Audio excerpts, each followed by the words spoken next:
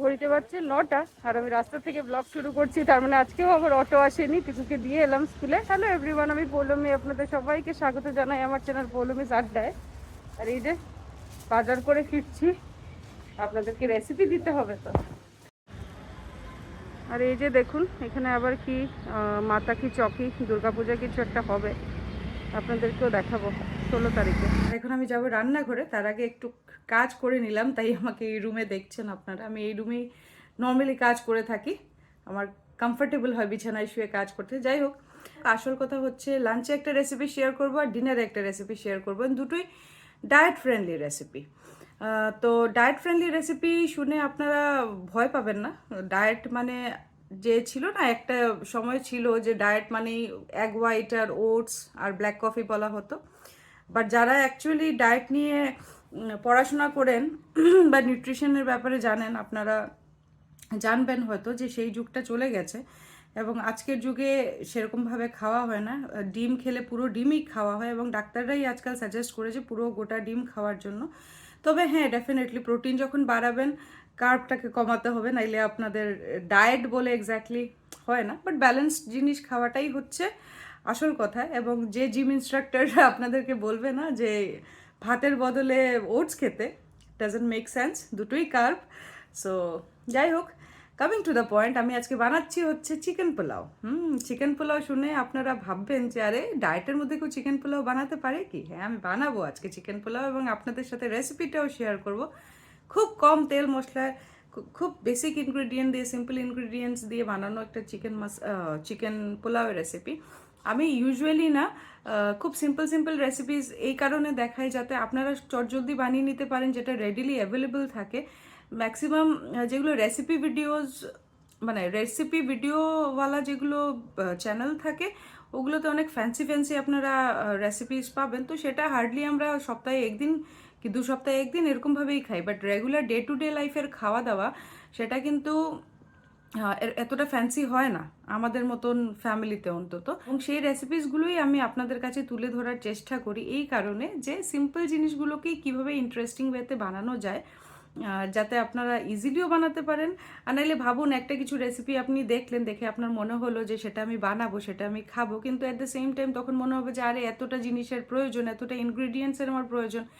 তারপর আপনি বাজার যাবেন, কিনবেন, এরকম করতে করতে রেসিপি বানানোর ইচ্ছেটাই চলে যায় আলটিমেটলি। তো তাই গতকালকে যেমন ডাল পালকের রেসিপি শেয়ার করেছি, আপনারা কারা কারা ট্রাই করেছেন আমাকে অবশ্যই বলবেন, আপনাদের ভালো লাগবে। এটা খুব ভালো একটা মানে ডিলিশিয়াস রেসিপি। তো তাই বললাম যে সিম্পল রেসিপিসগুলোই সাস্টেইন করা যায় লং রানে। এবং ডায়েট আমি যেটা করছি, এই ডায়েটটা আপনারাও ফলো করতে পারেন, বিকজ এটাও অ্যাগেন লং রানে আপনারা এটাকে কন্টিনিউ করতে পারবেন। নাহলে এই এগ হোয়াইট আর ওটস খেয়ে আপনারা 1 সপ্তাহ পর আপনাদের মনে হবে আমি আর ডায়েট করবো না। বাট আমি যে ডায়েট করছি সেটা হচ্ছে লাইফস্টাইলকে ভালো করার ডায়েট।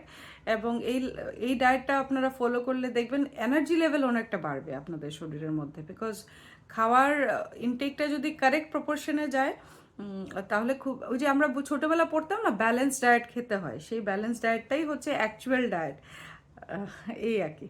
তো চলুন নেক্সট রান্নাঘরে গিয়ে আমি একটু প্রিপারেশন করে নিই, তারপর আপনাদেরকে দেখাচ্ছি যে চিকেন পোলাও বানাতে কি কি প্রয়োজন। Prep work done. আজকে রান্না কি কি হবে তো বললামই।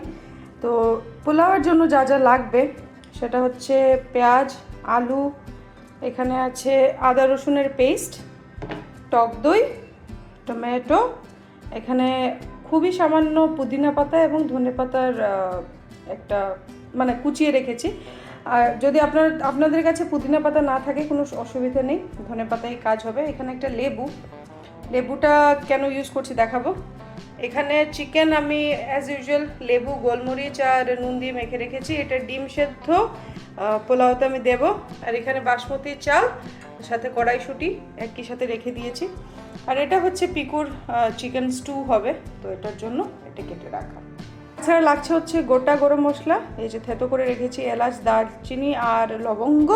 তাছাড়া ফোড়নে দেব তেজপাতা আর গোটা জিরে।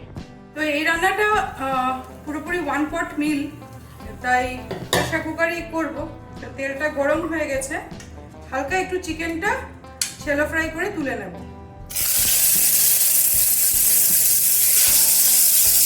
লাল লাল হয়ে এসছে, এবার তুলে নেব। তেল 1 চামচ থেকে একটু বেশি ব্যবহার করেছি, খুবই সামান্য। নিচে দেখুন তেল দেখতে পাচ্ছেন। জাস্ট একটু গন্ধর জন্য একটুখানি ঘি অ্যাড করছি, ব্যাস। তার চেয়ে বেশি ঘি দেবো না, যেহেতু এটা ডায়েট ফ্রেন্ডলি রেসিপি। বাস গরম হয়ে এসছে, এবার একে একে দিয়ে দিলাম তেজপাতা, তারপর দিয়ে দেবো গোটা গরম মশলা। একটু ভাজা ভাজা হয়ে গেলে গোটা জিরে ফোড়ন দেবো, হচ্ছে পেঁয়াজ কুচনো, যেটা কুচিয়ে রেখেছিলাম। এবার পেঁয়াজকে খুবই হালকা সতে করবো। দিয়ে দেবো আদা রসুন বাটা। আদা রসুনের কাঁচা গন্ধ চলে গেছে, এবার টমেটো দিয়ে দেবো। টমেটো ভালো করে নরম হয়ে এসছে, এবার কাঁচা লঙ্কা দিয়ে দেবো এবং তারই পাশাপাশি মশলা দিয়ে দেবো। এই রেসিপিতে হলুদের ব্যবহার হয় না একদমই, তাই শুধু একটু লঙ্কার গুঁড়ো আর ধনে গুঁড়ো, নুন, একটু জল দিয়ে মশলাটাকে ভালো করে কষিয়ে নেব। একটু তেল খুবই সামান্য ব্যবহার করা হয়েছে, তার জন্য মশলা নিচে লেগে যেতে পারে, তাই একটু জল অ্যাড করে নিলাম। এবং তারই সাথে দিচ্ছি গরম মশলার গুঁড়ো। ভালো করে তেল ছাড়া পর্যন্ত সেটাকে কষিয়ে নেব। এবার আঁচটাকে কম করে টক দই অ্যাড করে দেবো। অ্যারাউন্ড 1.5 টিস্পুনের মতো টক দই আছে, ভালো করে ফেটিয়ে নিয়েছি। আর যারা নতুন নতুন রান্না শিখছেন তাদের জন্য বলছি এই কথাটা, টক দই দিয়ে খুব ভালো করে নাড়াতে থাকবেন, নাহলে টক দই ফাটা ফাটা হয়ে যাবে। যদিও পোলাওতে টক দইটা ফেটে গেলে কোনো খুব একটা অসুবিধা হয় না, কেননা আলটিমেটলি যখন আপনারা রাইস কুক করবেন কিছু বোঝাই যাবে না, বাট তাও একটু ফ্লেভারে ডিফারেন্স আসে, তাই বললাম। ভালো করে মিশিয়ে দিয়েছি। এবার টক দই থেকে তেল ছাড়লে পরে আলু চাল সব দিয়ে দেবো। তো দেখুন ভালো করে তেল ছেড়ে এসছে। এবার ধনে পুদিনা একটু কুচিয়ে রেখেছিলাম, সেটা দিয়ে দিলাম এবং একই সাথে এই যে মাপ মতো চাল আর জল। এবার জলের আন্দাজটা হচ্ছে যে যতটুকু আপনারা চাল দেবেন তার ঠিক ডাবল জল। তার জন্য বলবো যেটা দিয়ে চালের মাপটা নেবেন সেটা দিয়ে জলের মেজারমেন্টটা করবেন। আর আরেকটা কথা বলি, যারা এখানে ডায়েট করছেন না, হালকা একটু চিনি অ্যাড করবেন, জাস্ট ফর ব্যালেন্স। আলুটাও দিয়ে দিচ্ছি একই সাথে। আলুটা একটু হালকা ভেজে তুলে নিতে পারেন আপনারা চাইলে। আর লেবুর রসটা খুব জরুরি। লেবুর রস এই জন্য জরুরি যে লেবুর রস হাতের মধ্যে দিলে একটার সাথে একটা চাল চিপকে যায় না। বিরিয়ানি, ফ্রাইড রাইস, পোলাও, যে কোনো কিছু করার সময় উপর থেকে একটু লেবুর রস ছড়িয়ে দেবেন। আর ডিমটাও দিয়ে দিলাম একই সাথে। অবশেষে মোস্ট ইম্পর্টেন্ট জিনিস, চিকেন। কিছু হচ্ছে কেওড়া জল, সেটা পুরোপুরি অপশনাল, আপনারা চাইলে অ্যাড করতে পারেন, গন্ধটা খুব ভালো আসে তাহলে। বাস একবার ফুটে উঠো, তারপর প্রেসার কুক করব 2 সিটি, ফুল আগুনে 2 সিটি, দ্যাটস ইট। আর কিছু করার দরকার নেই। তারপর গরমা গরম পোলাও রেডি। আর এই যে পোলাও রেডি। ভালো লাগছে না দেখতে? এখন নাড়াবেন না। এই যে দেখুন আলু টালু সব খুব ভালো করেই সেদ্ধ হয়ে গেছে। এটাকে নাড়াবেন না, এটার ভাবটা ভালো করে বেরিয়ে যাক, তারপর নাড়িয়ে দেবেন। জাস্ট একটু একটু আমি গ্যাপ ক্রিয়েট করে দিচ্ছি যাতে ভাবটা বেরিয়ে যেতে পারে। বানিয়ে নিচ্ছি হচ্ছে রায়তা। দইটাকে নুন দিয়ে ফেটিয়ে নিয়েছি ভালো করে। এবার একটু গোলমরিচের গুঁড়ো আর একটু জাস্ট কাশ্মীরি লঙ্কার গুঁড়ো অ্যাড করেছি, দেখতে ভালো লাগে বলে। এবার একটু বিট নুন অ্যাড করে দেবো, চাট মশলা, চিনি মিনি আমি কিছু অ্যাড করিনি। আর দিয়ে দেব হচ্ছে পেঁয়াজ, শসা সব একই জায়গায় দিয়ে দেব। এই রায়তাটা যে আমার কি প্রিয় বলে বোঝাতে পারবো না, আমার খুব ভালো লাগে এরকম রায়তা। বাটি বাটি আমি খেয়ে নিতে পারি। বাস এটাকে ফ্রিজে ভরে রেখে দেবো, ঠিক খাওয়ার আগে বের করবো আর খাবো। তো হ্যালো এভরিওয়ান, গুড ইভিনিং। বেলার পর থেকে আর কিছু মানে দুপুরবেলা কি রান্না দেখানোর পর থেকে আর আমি কিছুই ব্লগ শ্যুট করতে পারিনি। তার পেছনে একটা বিশেষ কারণ ছিল, সেটা বলছি আপনাদেরকে। আজকে যখন আমি পিকুকে স্কুল থেকে আনতে যাই, তো পিকু যে মোমেন্টে স্কুল থেকে বেরিয়ে আসে, ওর মুখ দেখে আমি বুঝতে পারছিলাম যে সামথিং ইজ রং। ও নর্মাল ছিল না। তো যেই আমি ওকে জিজ্ঞেস করলাম যে কি হয়েছে, ও এত কান্নায় ভেঙে পড়লো যে কন্টিনিউয়াসলি না হলেও 30 to 40 মিনিটস যে ননস্টপ কান্না করছিল, এবং টিচাররা বলুন, অন্য গার্জিয়ানরা বলুন, কেউ ওকে শান্ত করতে পারছিল না। এবার আমি যখন ওকে জিজ্ঞেস করলাম যে কি হলো, সে আমাকে ইভেন্চুয়ালি বললো যে কোনো একজন টিচার ওর মাথার মধ্যে মেরেছে। এবার আজকালকার স্কুলে তো মারামারি অ্যালাউডই না, আমাদের সময় সে আলাদা কথা ছিল। তো যাই হোক, বাট দ্য কোয়েশ্চেন ছিল যে মেরেছে তো কেন মেরেছে।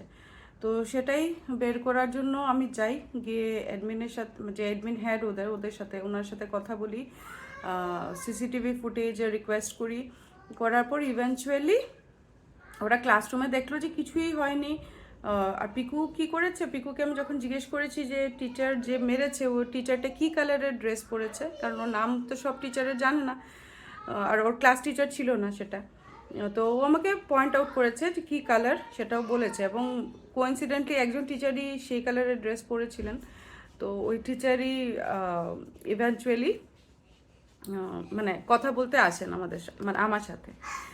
এবার হয় যে তারপর আমি ওই সিসিটিভি ফুটেজে রিকোয়েস্ট করার পর সিসিটিভি ফুটেজ দেখার পর সেটা বেরোনো, মানে সিসিটিভি ফুটেজ চেক করার পর সেটা বেরিয়ে আসে যে ক্লাসরুমের মধ্যে কিছুই হয়নি, যা হয়েছে সেটা ডিসপার্সেলের সময় হয়েছে। তো ডিসপার্সেলের সিসিটিভি ফুটেজ ওই সময় দেখাটা সম্ভব ছিল না। তো আমি বাড়ি ফিরে আসি পিকুকে নিয়ে। এবার বাড়িতে এসে আমি ওকে জিজ্ঞেস করি যে অ্যাকচুয়ালি কী হয়েছিল, কেনই বা টিচার মারলো ওকে। তো ও বলল যে ও কথা বলছিল বন্ধুদের সাথে, আর টিচার যা বলছিল সে শুনছিল না। টিচার বলেছে ওকে কথা না বলার জন্য, সে শুনছিল না সেটা, তার জন্য টিচার ওকে মেরেছে। যাই হোক, কিছুক্ষণ পর ওর স্কুল থেকে আমার কাছে ফোন আসে, এবং ওরা ডিসপার্সেলের সময় সিসিটিভি ফুটেজটা চেক করে, এবং চেক করার পর ওরা আমাকে বলে যে আসল ঘটনা হয়েছিল যে যেহেতু আমি মানে নিতে এসেছিলাম, আর পিকুকে ডাকছিল, ও শুনছিল না, রিয়্যাক্ট করছিল না, তাই ওকে মাথায় এরকম করে ট্যাপ করেছে টিচার। ট্যাপ করে বলেছে যে মাম্মি আগেই, মানে এরকমভাবে বলেছে। তো এই যে এরকম করেছে, অ্যান্ড আই থিঙ্ক একটু জোরেই করেছে, তো সেটাই ও মাথায় মেরেছে বলছিল টিচার। তো এই হচ্ছে ঘটনা। এবার ঘটনা তো এটা ঠিক আছে, বাট একটা বাচ্চার উপরে এটার যে কতটুক ইম্প্যাক্ট হয় সেটা আমি আজকে দেখে বুঝতে পেরেছি। পিকু আপনারা ভিডিওর মারফতে বা এমনিতেও আপনারা দেখেছেন যে ও খুব একটা চিয়ারফুল বাচ্চা, ও খুব হাসি খুশি থাকে, but at the same time আমি আরেকদিনও ব্লগে বলেছি যে ও খুব সেন্সিটিভ, ওর ইমোশনসগুলোকে ও খুব দাবিয়ে রাখেন। সেটাই ছিল যে আমি যত সময় না গিয়ে পৌঁছেছি তত সময় সে কিছুই আমাকে মানে সে ওয়েট করছিল আমার জন্য যে আমি কখন গিয়ে পৌঁছাবো এবং সে আমাকে এই কথাটা বলবে। কোনোভাবেই তাকে ডিস্ট্র্যাক্ট করা যাচ্ছিল না। বাট দ্য থিং ইজ কি, যাই হোক, স্কুল থেকে আমাকে এই এসিওরেন্সটাই দিয়েছে যে টিচার্সদেরকে বলবে যে ওদের অ্যাকশনসগুলোকে অ্যাকর্ডিং, মানে ওদের অ্যাকশনসগুলোটা এরকমভাবে হওয়া উচিত যাতে স্টুডেন্টরা অন্যভাবে এটাকে না নেয়, কারণ কোন বাচ্চা কিভাবে রিয়্যাক্ট করবে সেটা তো জানার কথা না। আর প্লাস এরকম করে মাথার মধ্যে তো বাড়িতে বা কোথাও এরকমভাবে কেউ ওকে মারেনি, তো ওর কাছে এই ব্যাপারটা পুরোটাই আননোন ব্যাপার ছিল। তো যখনই কেউ এরকম ট্যাপ করেছে ওর মনে হয়েছে যে ওটা মেরেছে ওকে। আর যেহেতু আর আর স্কুলেও না খুব প্যাম্পার্ড একটা বাচ্চা, মানে স্কুলে সবাই ওকে খুব আদর করে, ওর পারফরমেন্সেসগুলো খুব ভালো থাকে, তাই ও সবার নজরের মধ্যেই থাকে। এটার উপরে এই জিনিসটা হয়, মানে ও একটু ডাউনই হয়ে গেছিলো, এমনকি ও বিকেলে টিউশনও যেতে চায়নি, আমাকে এসে বাড়ি বলছিল যে আমি স্কুলেই যাব না আর। তো সেটাই কি বলবো, এবার এটা নিয়ে আমি কাজ করছি, ওকে আবার একটু নিজের মতো করেই কাউন্সেলিং করব, যেহেতু আমি মা। তো আমি বাচ্চাকে খুব ভালো, মানে সব মাদেরই এরকম হয়, মারা যদি একটু ইমোশনালি বাচ্চাদের সাথে কানেক্ট করেন বা বেশি কথাবার্তা বলেন, তাহলে আপনারা বাচ্চাদের স্টেট অফ মাইন্ড বুঝতে পারবেন বা আপনারা নিজেরাই কাউন্সেলিং করতে পারবেন। আর আমার পিকুর সাথে ঠিক এক্স্যাক্টলি এরকমই সম্পর্ক। ওর সমস্যাগুলোতে আমি থার্ড পার্টি কাউকেই ইনভলভ করি না, সৌম্য আমি ছাড়া, ম্যাক্সিমামটা আমি ডিল করি। আর এই যে আমার মানে আর আমার ঘটনাগুলো এরকমই হয় না যে আমি সিঙ্গেল মাদার না, বাট আমার সিঙ্গেল মাদারের মতোই কাজ করতে হয় এভরি টাইম। পিকুর সাথে যখনই যা হয় সৌম্যর প্রেজেন্স, মানে সৌম্যর অ্যাবসেন্সেই হয় এই জিনিসটা, সৌম্য প্রেজেন্ট থাকে না এই সিচুয়েশনে। এমনকি আমার মা বাবারা যখন লাস্ট টাইম মুম্বাই আসেন, এসে দুজনেই খুব অসুস্থ হয়ে পড়েন। আর যেদিন ওদের সিরিয়াস কিছু একটা হয়েছে, ওই সময়ে সৌম্য টোরে থাকে। তো আমার কপালটাই হয়তো এরকম যে আমার সবসময় ঝামেলা খুব বেশি ডিল করতে হয়। অ্যান্ড ওই ছোটোবেলা থেকেই হচ্ছে, আর এরকম করে করে আমি এখন ইউজ টু হয়ে গেছি। তো একা হাতেই সব কিছু আমি সামলে নিতে পারি, আমার কাছে এখন আর প্রবলেম হয় না। তো সে যাই হোক, আর কি হয় সেটা আমি আপনাদের সাথে নিশ্চয়ই আপডেট করব, যেহেতু আমি সব কিছু শেয়ার করি। এই মোমেন্টে পিকু অনেকটাই নর্মাল আছে, ওর ট্রমা থেকে অনেকটাই বেরিয়ে এসছেন। মোটামুটি খেলাধুলো করছে, হনুমান চালিসা বলছে, এসবই করছে। তো রাতের বেলা আজকে আমার, কালকে তো সৌম্যর দয়ায় আমি খেয়ে নিলাম, তো আজকে আমি একটা মজাদার রেসিপি শেয়ার করব আপনাদের সাথে। ওটা ডায়েট ফ্রেন্ডলি রেসিপি আগেন। তো ওটা আপনারা এজ এ স্টার্টার খেতে পারেন, আপনারা ডায়েট করলে খেতে পারেন, বা অথবা নর্মাল খাওয়া দাওয়া করছেন তখনও খেতে পারেন। তো চলুন এবার রান্নাঘরে যাই আর রান্নাটা শেয়ার করি। এই যে প্র্যাপ পর্ক, তো প্র্যাপ পর্কের মধ্যে হবে হচ্ছে এই যে চিংড়ি মাছ। এটা শুধুই আমার জন্য বানাচ্ছি, তাই চিংড়ি মাছ নুন আর হলুদ আর একটু হালকা লঙ্কার গুঁড়ো দিয়ে এটাকে ম্যারিনেট করে রেখেছি। এখানে আছে রসুন কুচি, এখানে সবজি আপনারা আপনাদের পছন্দ মতো নিতে পারেন। আমি একটু ফুলকপি, বিনস, কড়াইশুঁটি আর এটা হচ্ছে পালং শাক আর গাজর নিয়েছি। এখানে আছে অরিগেনো, একটু বাটার খুবই সামান্য ইউজ করবো ফ্লেভারের জন্য, আর লাগছে হচ্ছে সাদা তেল। তো প্যানটা ভালো করে গরম হয়ে গেছে, আর রান্নাটা না হাই হিটেই হবে, মিডিয়াম টু হাই। এই যে তেল দেখছেন কতটুকু দিয়েছি। ননস্টিক নেওয়ার অ্যাডভান্টেজ এটাই, স্টিক করবে না। এটা হাই হিটে করার উদ্দেশ্যই হচ্ছে, এটা বেসিক্যালি আমরা সতে করছি।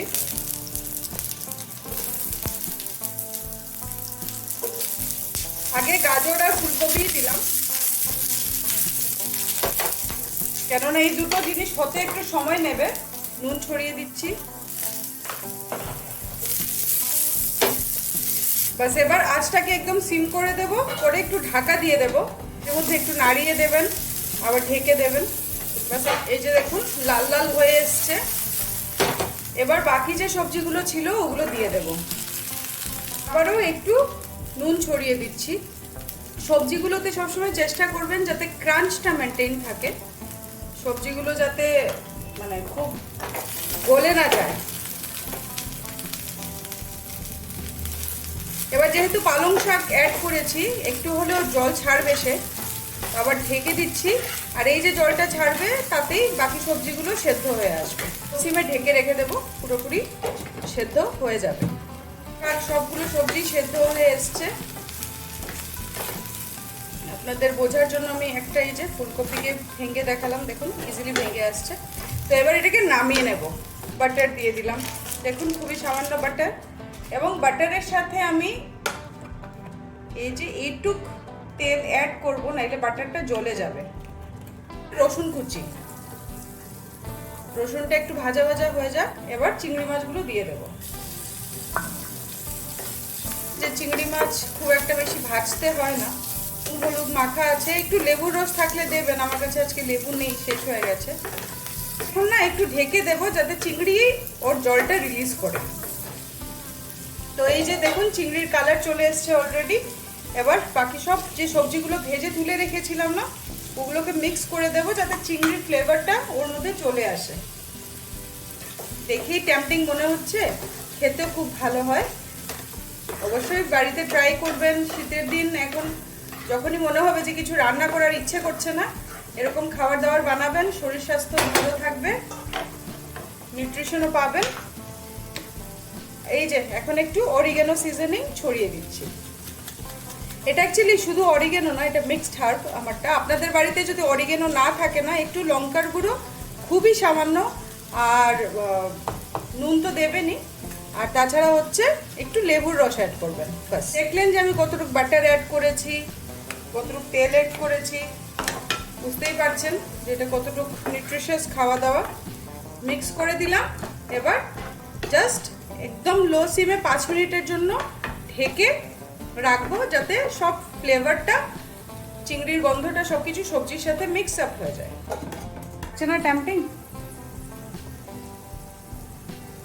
রান্নাবান্না সব শেষ করে নিয়েছি, এখন পিকুকে খাওয়াতে বসাবো। আর যাকে নিয়ে আজকের এত কিছু হলো, এই যে সে বসে আছে এখানে, এখন একটু মুডটা ভালো আছে। ভালো আছে তো? No problem? কোনো প্রবলেম আছে? No problem. অলরাইট। তো এই ছোট বাচ্চা বাড়িতে থাকলে এইসব জিনিস হবে, বাট এইসব জিনিসকে ডিল করাটা প্রয়োজন। এবং ওর আরও 1-2 দিন কাউন্সেলিং হবে। কালকে সৌম্য ফিরে আসছে, যদিও পিকু জানে না এখনো, ও ওয়েডনেসডে বলছে। তো এলে আর একটু ব্যাপারটা নর্মালাইজ হবে। স্যাটারডে, হ্যাঁ। আর হ্যাঁ, ওয়েডনেসডে, হ্যাঁ। আচ্ছা, আর আপনাদের কাছে আমি একটা জিনিস রিকোয়েস্ট করব, যে আমি রোজ দিনই ভিডিওর এন্ডে বলে থাকি লাইক করুন, কমেন্ট করুন, শেয়ার করুন। তো কমেন্ট আপনারা খুব প্রয়োজন ছাড়া করেন না। আমি কমেন্টটা এই জন্যই বলবো যে আপনারা একটু বেশি বেশি করে করুন। এই কারণে যে দেখুন, আমি তো ভিডিও দিচ্ছি, আপনারা আমার ব্যাপারে আপনারা ভিডিওর মারফতে আপনারা জানতে পারছেন। বাট এই যে ইউটিউবটাকে একটা ফ্যামিলি বলা হয় না, বাবা একটু দাঁড়ান, ইউটিউবটাকে যেমনটা একটা ফ্যামিলি বলা হয়, তো আপনারা যদি কমেন্ট না করেন আমি বুঝতে পারি না যে আপনারা কোথা থেকে কানেক্ট করছেন, বা আপনাদের মতামত কি, বা আপনাদের ফিডব্যাকসগুলো কি। আপনারা কমেন্ট করলে আমাকে ইন্সপায়ার করে, তা ঠিকই। এবার আপনি কমেন্ট না করলেও আমি ভিডিও দেব, কিন্তু আপনি যদি কমেন্ট করেন, আপনারা যদি কমেন্ট করেন, তাহলে আমার আপনাদেরকে জানতে সুবিধে হবে। তো তাই আমি বলবো যে প্রচুর প্রচুর করে কমেন্ট করুন। তো আশা করি বোঝাতে পারলাম বিষয়টা। তো আজকের ভিডিওটা এখানেই শেষ করে দিচ্ছি। যদি ভালো লেগে থাকে তাহলে কি করতে হবে পিকু?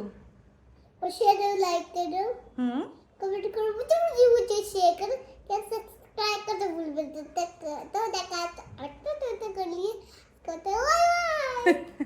তো পিকুই বলে দিল, তাও বলে দিচ্ছি, লাইক করুন, কমেন্ট করুন, শেয়ার করুন এবং সাবস্ক্রাইব করুন। তো দেখা হচ্ছে কালকের ভিডিও নিয়ে। আজকের মতো bye bye. Piku say bye. Bye by.